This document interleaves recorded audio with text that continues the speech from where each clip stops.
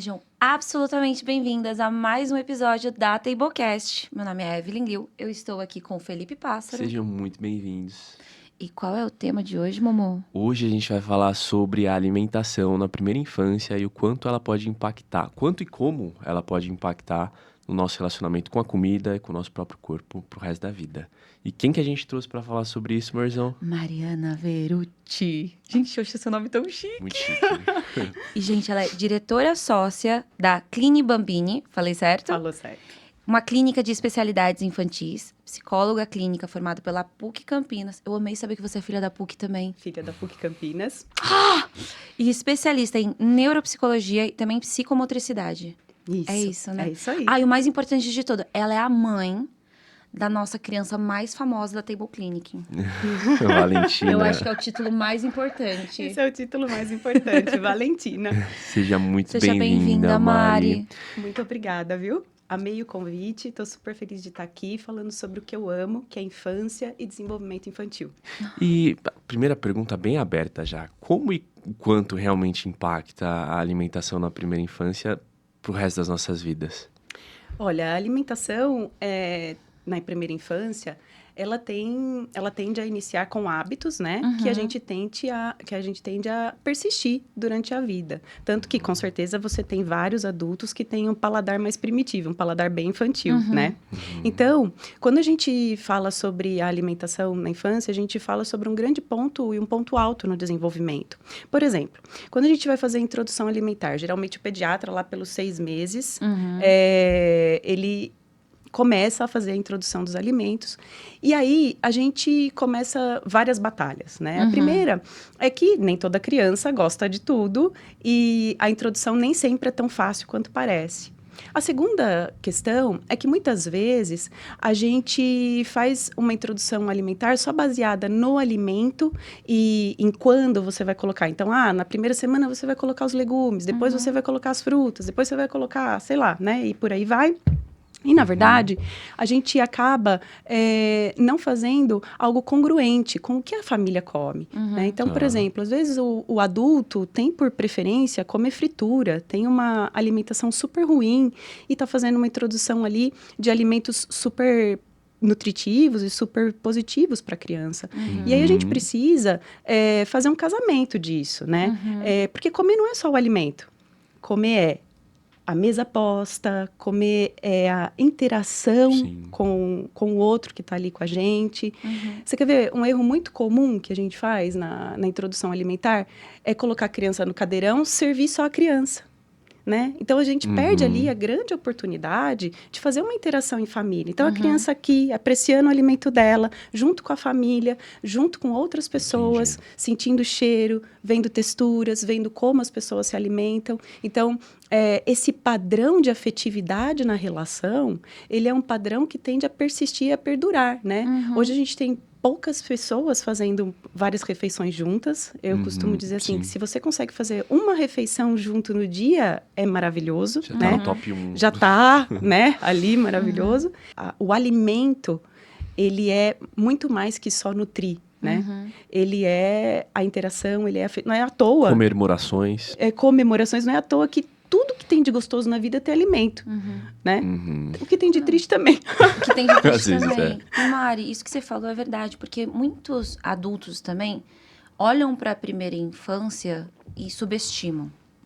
A criança não entende ainda. E aí separa a criança para comer sozinha dos adultos.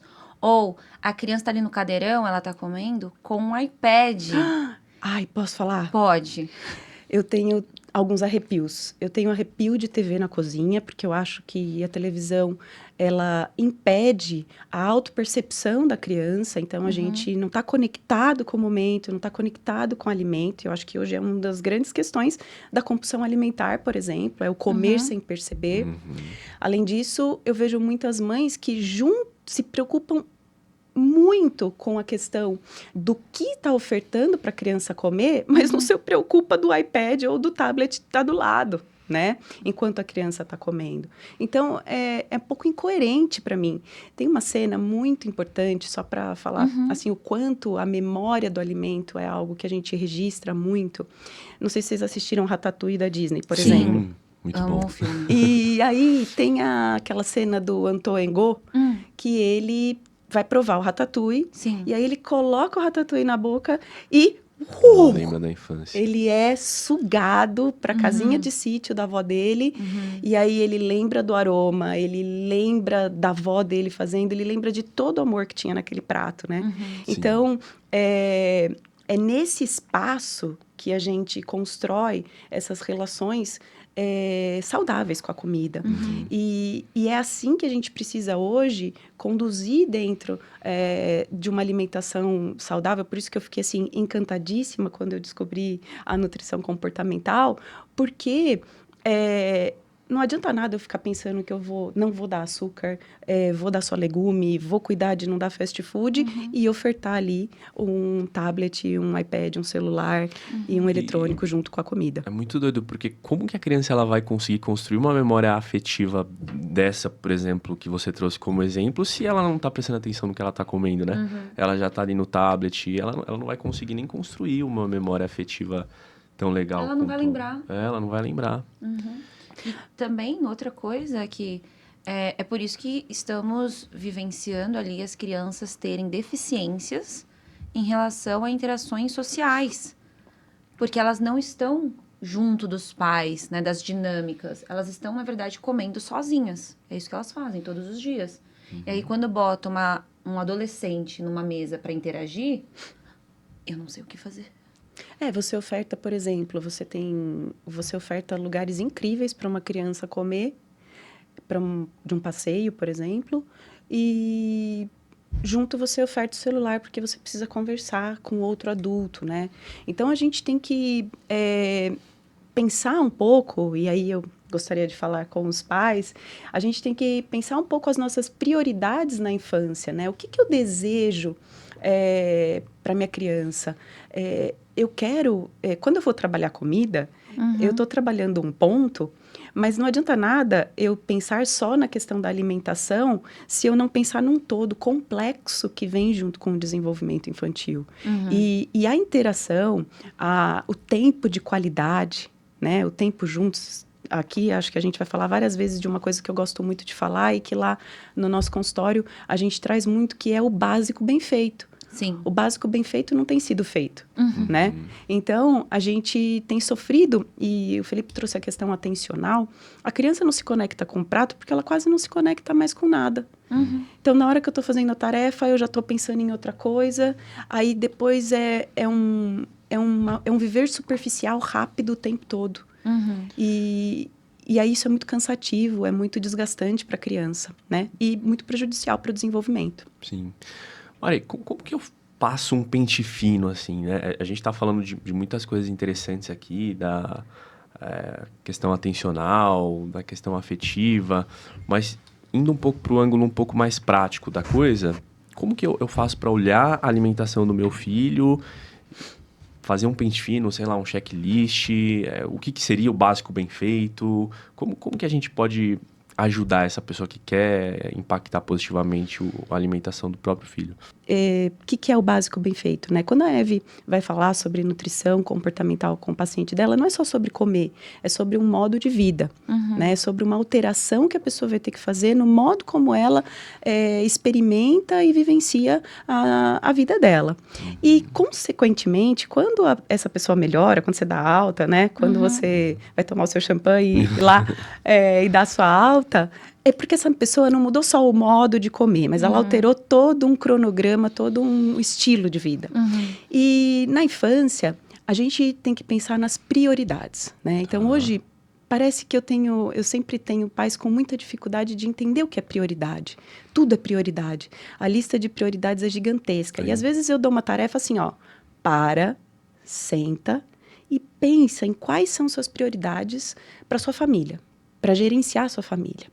E aí, quando a gente está falando lá do básico bem feito, né, o BBF, então o básico bem feito, ele tem mais ou menos 7 elementos. Então, o primeiro é uma rotina bem estabelecida. Não tenham medo de rotina. As pessoas têm medo de rotina, mas rotina regula a criança. Rotina organiza o pensamento. estou falando de rigidez, ai, a gente não pode sair disso, mas eu estou falando de uma sistematicidade, linearidade no processo. Isso diminui tanto a ansiedade em si. Muito, muito. A previsibilidade ajuda, né? A diminuir a ansiedade, a aumentar a consciência e aumentar o momento presente, né? A consciência no presente. A segunda coisa é um sono, uma rotina de sono. É muito triste ver o quanto as pessoas dormem mal e o quanto as crianças dormem mal. Crianças estão dormindo muito tarde, as crianças estão dormindo pouco, as crianças veem TV antes de dormir, as crianças veem celular antes de dormir, né? A Academia Americana de Pediatria diz que as crianças não podem fazer o uso de celular 2 horas antes de dormir. Higiene do sono, né? Para fazer a higiene do sono. Então, as pessoas não têm higiene do sono, rotina do sono.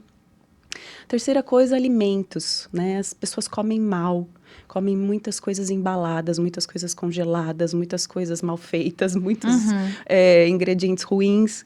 E não estou falando de nada super chique, eu estou falando do simples, né? Quarta coisa, as crianças têm interações de baixa qualidade, né? Interações sociais ruins, pouco contato. Antigamente a gente tinha uma família com um monte de primo, se encontrava todo domingo. Hoje em dia a gente tem famílias menores, com poucos irmãos e que vivem num núcleo fechado, né? Escola para casa, casa para escola, o que dificulta muito esse processo de interação e tempo de qualidade ruim com os pais, né? Isso é o que mais dificulta aí essa interação e essa possibilidade de interação. A quinta coisa é que a gente precisa diminuir drasticamente os eletrônicos. Isso já está mais do que falado. E não sou contra, né? Acho que a gente está aqui, nós vamos provavelmente ser vistos no celular, no YouTube e tudo mais. Mas isso precisa ser dosado, principalmente na infância. Sexta coisa, as crianças precisam fazer esporte. Né? Então, atividade física. E atividade física não é só estar matriculada na aulinha de futebol. A atividade física é para além disso. É eu passear com o meu cachorro, é eu jogar uma bolinha no parque, é eu dar uma caminhada na pracinha. Coisa simples, né? Eu subir escada ao invés de pegar o elevador. E a sétima coisa é a espiritualidade, né? Não importa qual seja a religião, não importa qual seja a crença, mas que a criança esteja conectada a algo maior, que traga aí um acalento, uma fé, uma possibilidade de pensar em algo maior. É bastante, né? É bastante coisa, mas assim, eu fui pensando e analisando e muito do que é realmente pensado como ideal para uma rotina de uma criança, para melhorar o relacionamento dela com a comida, serve também pra gente como adulto, isso né? Que eu tava falando. A Mari foi falando, eu falei assim, isso é muito importante pra mim também. Sim. E eu acho que tudo que você falou, às vezes um paciente vem pra minha mesa e fala assim, Evelyn, tem um remedinho pra isso? Eu quero um remedinho pra ansiedade, eu quero um remedinho pra emagrecer, eu quero um remedinho pra depressão, eu quero um remedinho pra dormir, eu quero um remedinho pra acordar, eu quero um remedinho pra ficar alegre. E, gente, é um básico bem feito que você não precisa de remedinho nenhum. Às vezes. Tanto que lá no consultório a gente tem falado muito isso, né? As meninas e eu, a gente tem falado, gente, não dá para tratar a ponta do iceberg se o fundo do iceberg tá um terror, Sim. né? Então, é muito mais profundo. E as pessoas estão procurando soluções rápidas, né? E práticas. Aí a gente vê as injeçõezinhas, né? Esse emagrecimento fast que todo mundo busca, que você olha a pessoa num dia, no outro, ela, meu Deus, né? Então, a gente... a falta de paciência, a falta de amor pelo processo, né? O processo é algo que vai edificando e construindo aquela criança e aquela família. À medida que eu vou trabalhando lá com a Valentina e elaborando os processos e semanalmente vou falando com você, eu estou fazendo uma construção de um processo não só alimentar, mas de vida com ela, né? E a gente precisa ter fé nisso, Felipe. Eu sinto os pais muito fragilizados, com muito medo de errar, atirando para todos os lados, buscando soluções prontas, receita de bolo e olhando muito mais para fora do que para dentro, né? E para a gente olhar para dentro, a gente tem que aquietar. Não dá para eu ficar apagando incêndio pegando 1.500 incumbências e ao mesmo tempo achar que eu vou estar dando aquela atenção e ficando com meu filho. Eu queria dizer que não é nada utópico que eu estou dizendo, né? Quando eu trago esses pilares, esses 7 pilares do básico bem feito, são coisas que, se a gente fizer uma rotina diária bem feita e tirar o que é inútil, a gente faz tanta coisa inútil e a gente nem percebe. A gente faz muita coisa inútil. Às vezes a gente está em casa, está com a cabeça cansada, está só rodando o celular, ou está parado, ou está, sei lá, fazendo coisas que diminuem a chance da gente interagir com mais qualidade. E aí eu falo uma coisa importante também. Não adianta a gente depois querer conversar com alguém na adolescência. Vamos bater um papo na mesa, meu filho. Se a gente não cultivou isso na infância, né? É ali na infância que a gente vai gerar o nosso maior vínculo com a nossa criança e que vai possibilitar falar com ele na adolescência, ter aquele papo bacana, ter aquela interação gostosa, aquela troca produtiva, né? Então é mais ou menos isso. Legal. Mari, eu acredito muito e eu tenho batido muito nessa tecla para poder disseminar isso para as pessoas. Que gordura não existe, o que existe é dor. E essa dor pode ser tantas coisas. A pessoa, ela ter e viver ali depressão, ansiedade. Então, a gente trazendo uma dessas dores, que é essa criança machucada que a gente foi, né? Se a gente for pensar, eu como adulta e a criança que eu fui. O que você diria para esses adultos, para elas poderem olhar para essa criança e localizar ali, nossa, foi esse momento que não foi tão legal, porque às vezes as pessoas vão vivendo sem olhar para a criança que elas foram e elas não e vão vivendo. E se elas pudessem trazer para o conhecimento, elas poderiam fazer diferente. Então, o que você diria para esses adultos? Viu? Eu acho que sempre que a gente quer fazer uma mudança, a gente tem que parar um pouco e refletir sobre tudo que a gente fez para chegar onde a gente está, né? Infelizmente, nem todo mundo viveu só experiências boas, ou todo mundo viveu alguma experiência ruim, e a gente carrega, né? Hoje eu sou tudo aquilo que eu vivi até hoje, você, o Felipe, e o bom disso tudo, e o que me faz amar a psicologia, é que a gente pode ressignificar as coisas, a gente pode parar e olhar, e pode inclusive cuidar daquela criança que está dentro da gente, que foi ferida, né? Para isso tem muitas coisas legais. Hoje a gente tem uma abertura muito grande da terapia, as pessoas procuram terapia, não é mais uma coisa, não é mais um tabu, né?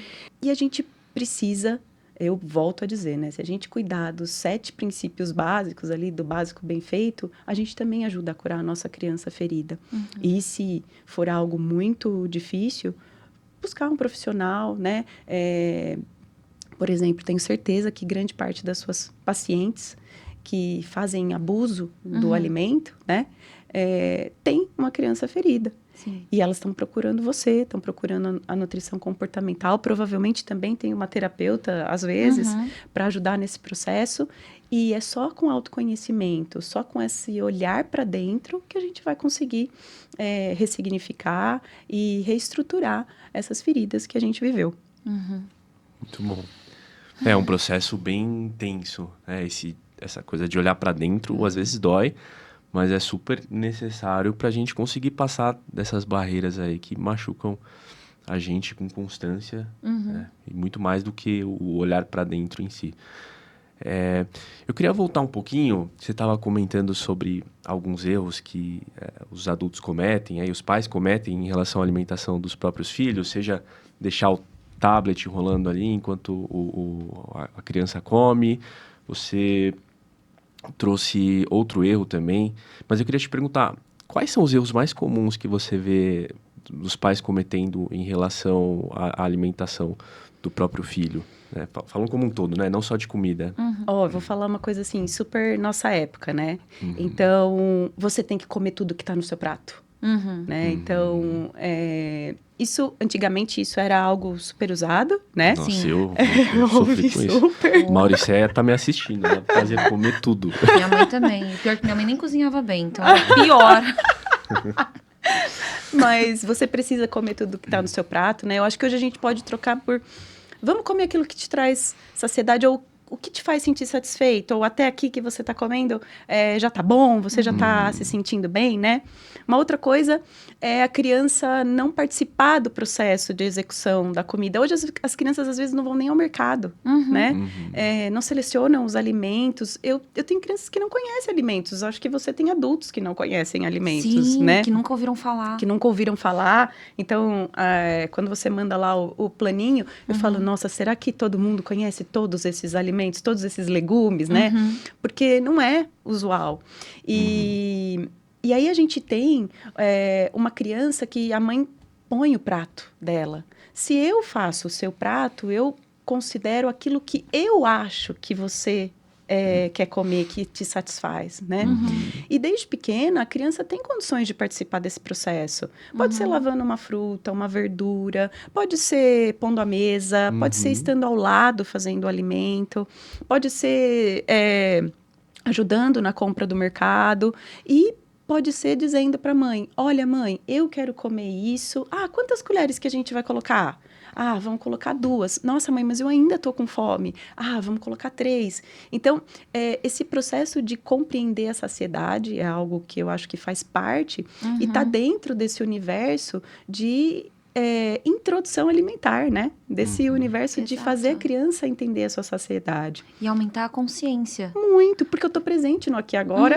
Olha, vamos lá, o que nós temos para comer? O que a gente coloca no prato, né? E aí as perguntas vão instigando isso. Você acha que você ainda tá com fome? Tô. Ah, então vamos por mais. Você acha que você ainda quer mais? Não, eu não preciso. E até mesmo com o trabalho com a Nina é isso. Ela tem tanta consciência. Eu sei que eu comi mais do que eu precisava. Ela sabe por quê? Porque esse trabalho foi muito bem feito. Sim. Senão ela não saberia o momento em que ela passou. Eu acho isso tão importante. E aí, você vai afinando esse ouvido. Uma coisa que eu falo, que eu acho que eu sou uma das nutris mais odiadas por nutris. Que eu falo, quero acabar com as nutricionistas. Porque se juntasse o nosso trabalho dentro de uma escola... Sim. Por que alguém precisaria de nutricionista depois? Eu fico pensando nisso, né? Hoje a gente tem dieta, tirando as dietas de quem tem questões alimentares importantes, doenças, né? Mas por que a gente faz dieta? Se a gente pensar, sei lá, há 50 anos atrás, não sei se tinha dieta, né? A gente faz dieta porque a gente tem feito excesso. Então, a restrição, ela tem vindo porque a gente não tem sabido onde parar. E a gente não tem sabido onde parar para muitas coisas, né? A gente não sabe quando parar de usar o celular, a gente não sabe quando parar de emagrecer, a gente não sabe quando parar de fazer exercício, a gente não sabe parar quando comer. A gente tem tido muita dificuldade de parar. E eu acho que isso é o ponto importante. Quando a gente começa a perceber e a entender que, opa, preciso parar, eu não tenho que fazer dieta, né? Pensando só em um outro ponto, que tem aquele épico. Se você não comer, você vai ficar sem sobremesa, né? Quem nunca? Quem nunca? Isso aí clichê. É o épico, é o O épico. último castigo. Uma semana sem sobremesa. E aí você vai transformando o alimento em algo de Punitivo. troca, de troca, punitivo. Ao invés de eu dizer, olha, a gente pode viver só de açúcar? Não, a gente não pode viver só de açúcar. Vamos dar outras coisas também para o nosso corpo. Às vezes a gente subjuga a compreensão da criança, né? Eu adoro, por exemplo, olha, lá em casa às vezes elas falam assim, mamãe, dá cenoura para eu não usar óculos. Não é 100% verdade, mas é para entender que a cenoura ajuda, né? Na questão da visão e a compreensão de que esse alimento tem uma função orgânica, uma função fisiológica, que alimenta. Eu coloco muito lá em casa, o alimento, ele serve para a gente viver, né? O alimento nos faz viver, não a gente viver pelo alimento, que é aquela busca constante de estar comendo.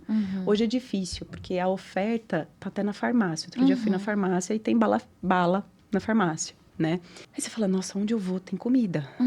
Em todos os lugares tem comida. Eu às vezes eu fico pensando, e essa é uma das coisas que a gente precisa, às vezes, conscientizar, é quando eu tô com fome. Uhum. Porque eu não sei se a gente sente fome. Fome física, né? Fome física, fome fisiológica. Não sei se dá tempo. Porque é uma coisa Atrás da outra. atrás da outra, né? E se a gente for permitindo isso, a gente não tem fim.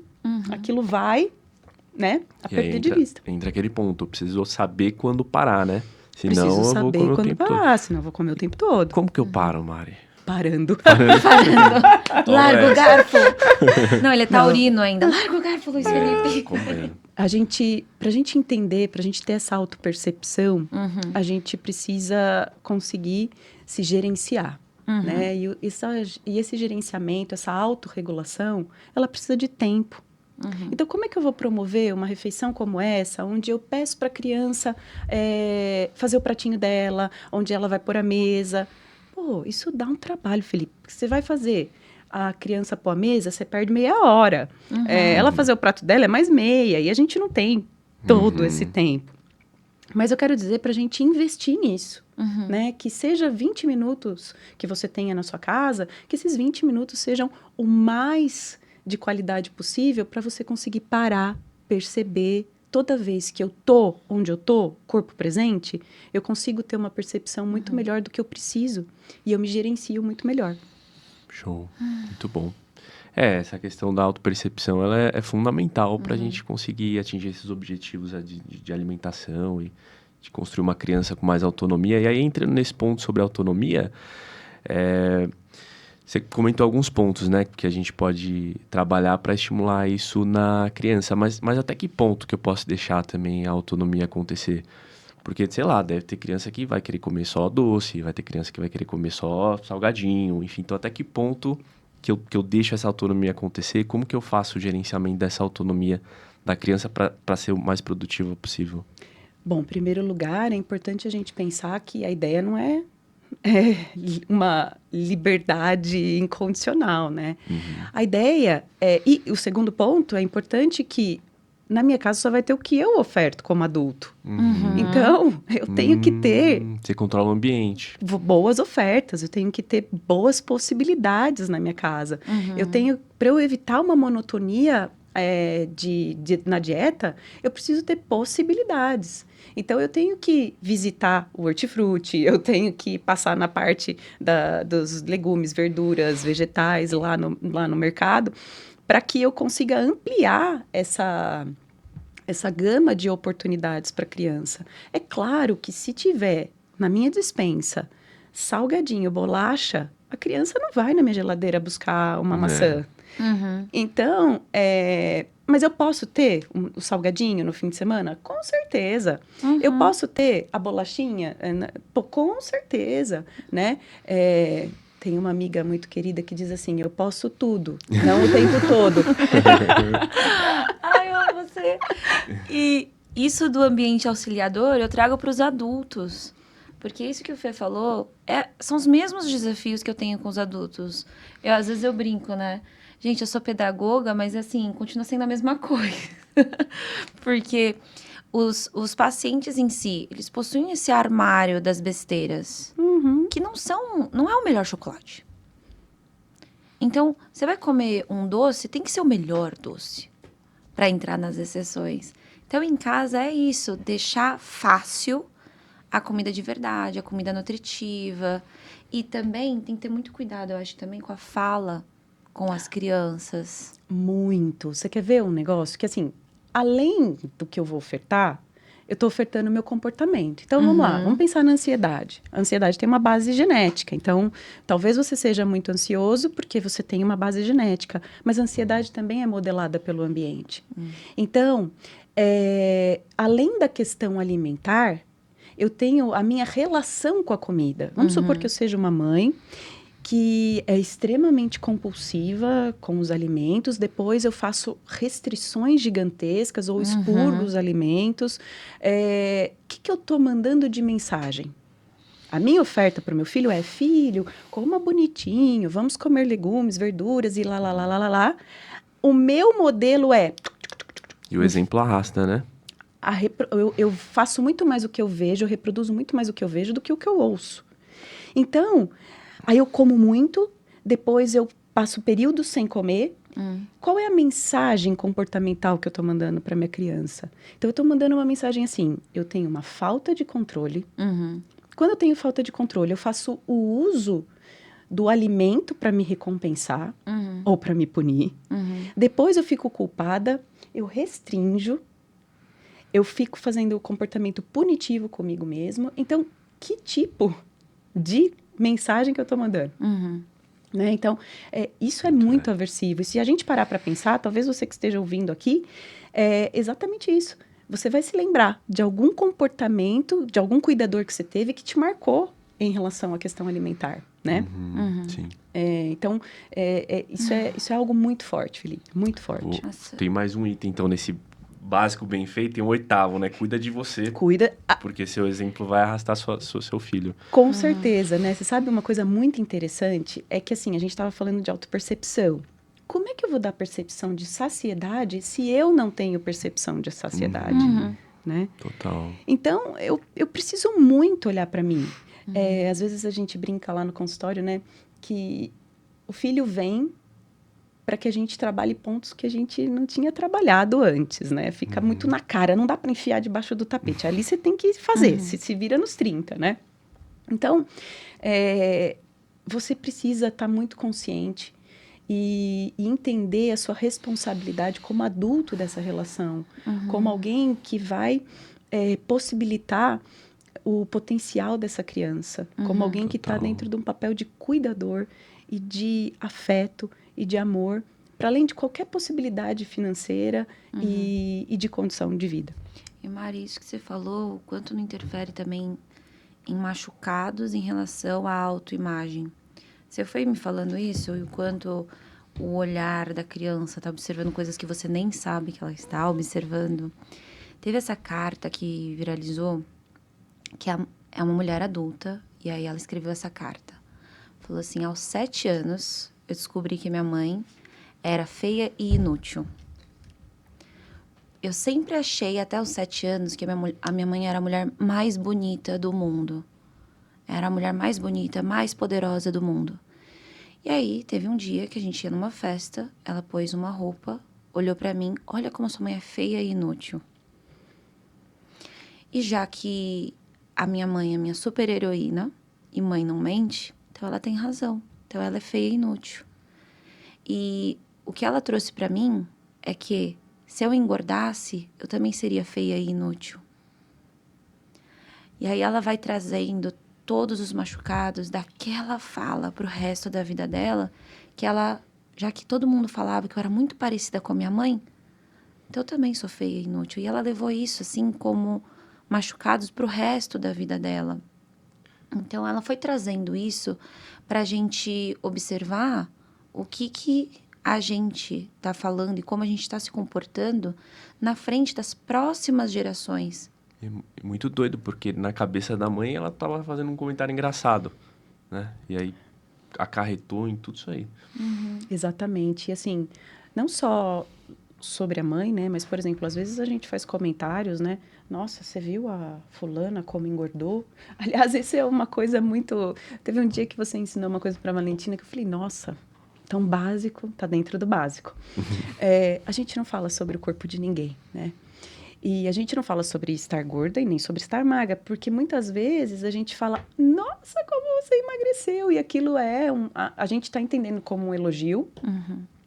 Mas a pessoa ficou doente, né? Ou a pessoa, nossa, ela está fissurada só em fazer isso para poder receber esse tipo de elogio também. Então, a gente tem esse movimento de... Tem que cuidar muito do que a gente fala, tem que cuidar muito do nosso amor próprio, para que a gente possa ser um modelo saudável para a criança. Não é fácil, né? Hoje, quando a gente está trazendo isso aqui, não é para dizer, olha como nós fazemos e somos maravilhosos. Não, é extremamente difícil, todos os dias. É um dia após o outro, mas a gente pelo menos tem isso na consciência, né? Você quer ver? Eu costumo dizer assim para as famílias, olha, tem 3 grandes momentos que a gente pode ter uma interação muito boa com as crianças. O momento da alimentação, então na rotina da alimentação, na rotina do sono e nos trajetos de carro, né? São momentos onde a gente pode interagir e com qualidade, já que a gente tem pouco tempo. Você vai pôr seu filho para dormir, então vamos fazer daquele o melhor momento? Você vai servir a alimentação, então vamos fazer daquele o melhor momento? Você vai sair da escola para casa, da casa para a escola de inglês. Então vamos fazer daquele o melhor momento? Mas a gente não faz. A gente sai de casa pensando no que a gente tem que fazer, vai mandando o áudio, a criança vai atrás, brigando com o irmão, vai virando aquele rebuliço. Aí você grita, aí o outro... E aí você vai pôr pra dormir, você tá pensando, ai meu Deus, eu tenho que terminar aquele relatório. Ai, dorme logo, que eu tenho coisa pra fazer. E aí você vai vivendo um pezinho pra frente. A todo momento você até respira fundo, né? Porque é isso. É isso. É tipo, até cansa. Zero presença. Porque é um pezinho sempre atrás do outro, assim. Sempre a gente tá com um pezinho na frente. E aí a gente pede uma criança calma, colaborativa, participativa. Hã? Tem milagre? Não. Não tem, né? Não tem milagre. Eu falo assim, o filho você não tem pro Instagram. Que é o que tem acontecido. Ele tem que ser fofinho e perfeito no Instagram, né? Sim. Mas, assim, esse investimento...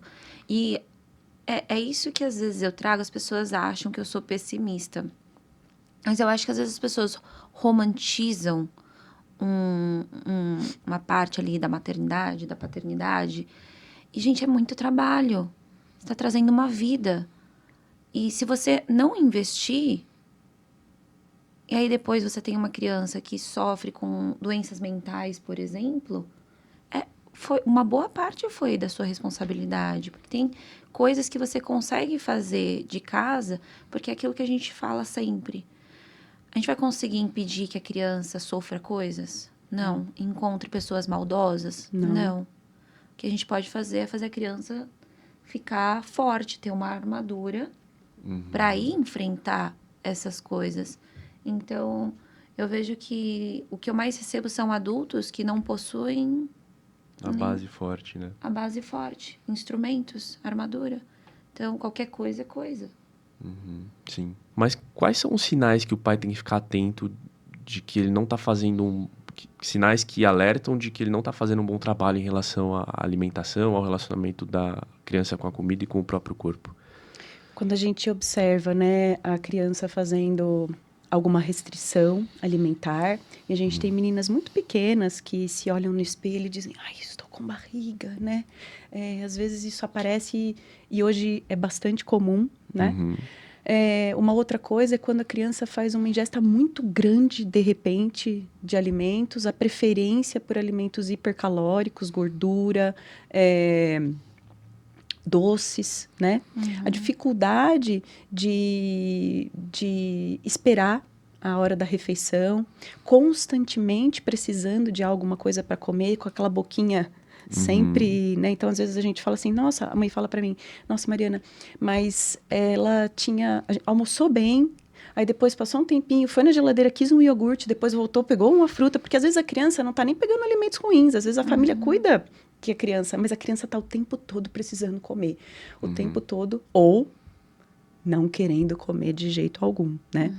E, Felipe, uma coisa que a gente pode usar para tudo na infância é que a proximidade do pai e da mãe faz com que o pai e a mãe entendam qualquer sinal de algo errado que estiver acontecendo.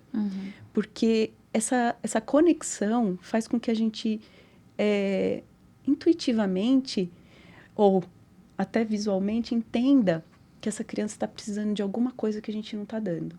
O que acontece hoje é que a gente está bem sem link, né? E aí eu demoro muito para ver que tem alguma coisa acontecendo. E aí quando eu vou ver, aí já é uma coisa que passou.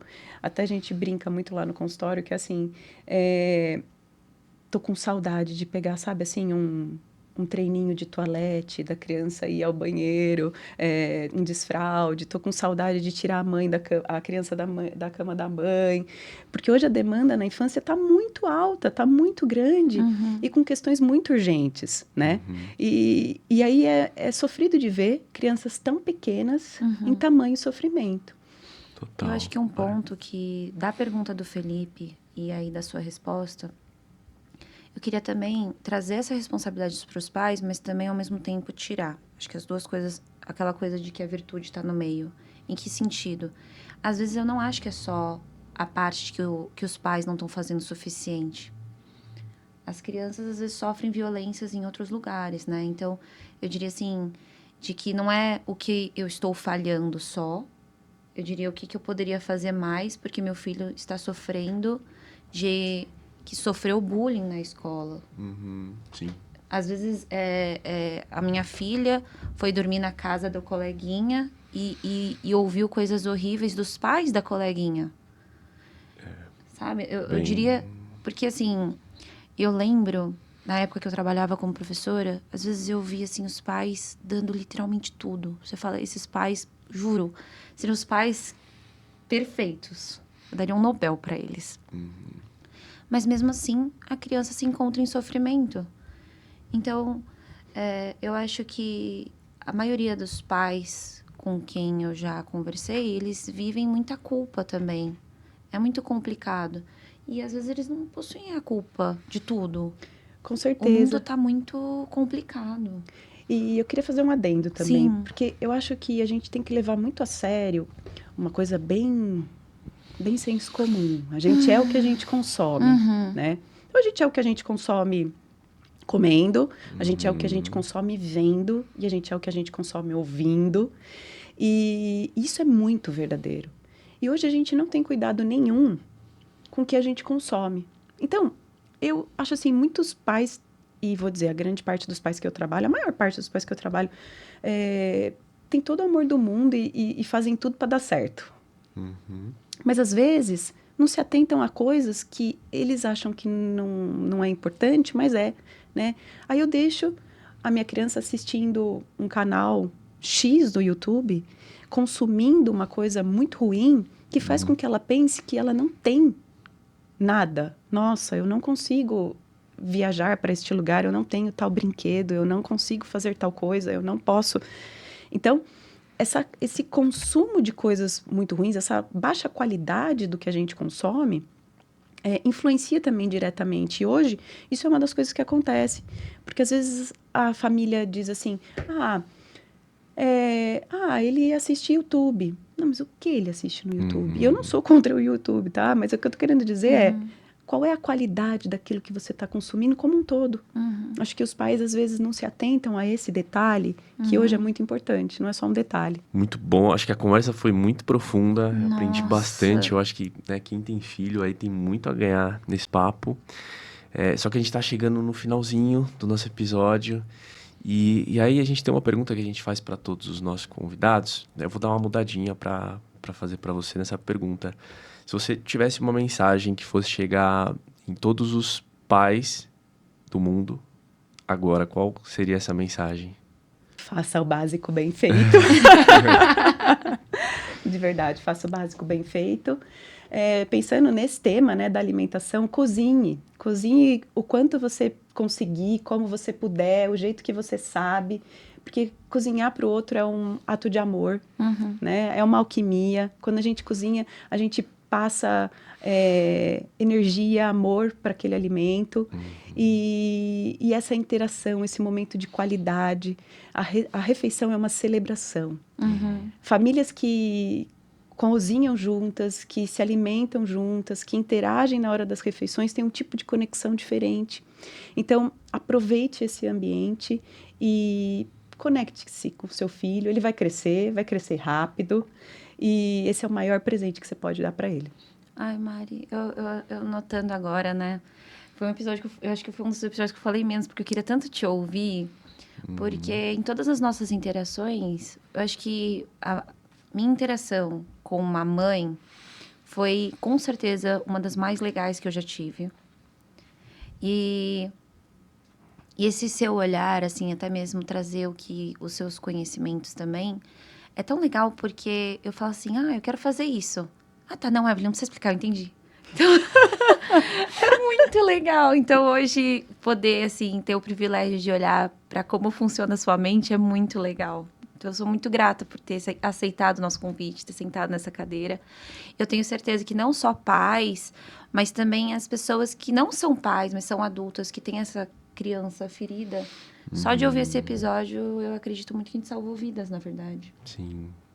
E onde as pessoas que te ouviram aqui nesse podcast te encontram, Mari? Bom, eu sou uma pessoa pouco conectada. Meio offline. Meio offline, mas a gente tem uma clínica de especialidades infantis lá em Valinhos, a Clínica Bambini. E lá a gente cuida da infância, da adolescência e de famílias, né?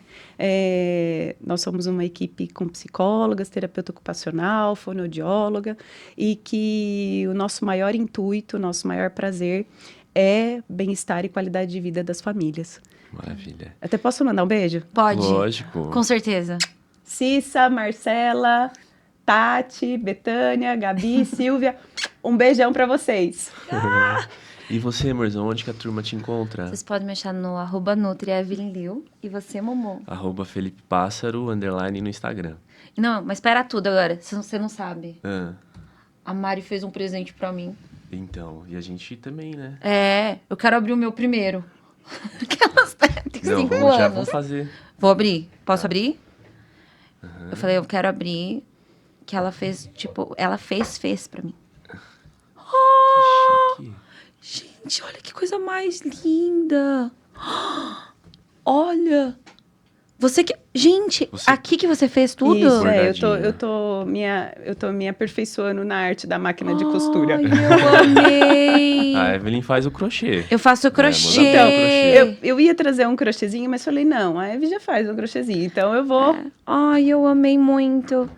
De um patrocinador nosso, na verdade, a Gold Co. Ai, amo. Mas aí você vai ter que dividir com a Nina. Com certeza, eu já tenho uma Então. divisãozinha aqui pra fazer. Yes! Ah, Gente, eu acho muito bom. não é muito bom? Eu amo, Não. amo muito. Ele não tem açúcar, mas não é sobre ele não ter açúcar. Se for pra comer, né? Meu favorito. Então, É sobre ser gostoso, né? é sobre ser gostoso. É isso. Gostou? Muito, Sim. amei, super. Então, muito obrigada. Obrigado, Mari, por ter vindo, por ter compartilhado com a gente tanta coisa boa. Foi uma delícia, preciso confessar que foi o meu primeiro podcast. Nem deu pra perceber. Não, Nem um pouco. Você fala muito bem, bem articulado, tudo. Não, a gente teve o privilégio, porque depois, quando ela estiver dando entrevista, sei lá, pra Oprah, a gente Ah, fala assim, foi o o primeiro podcast foi com a gente, entendeu?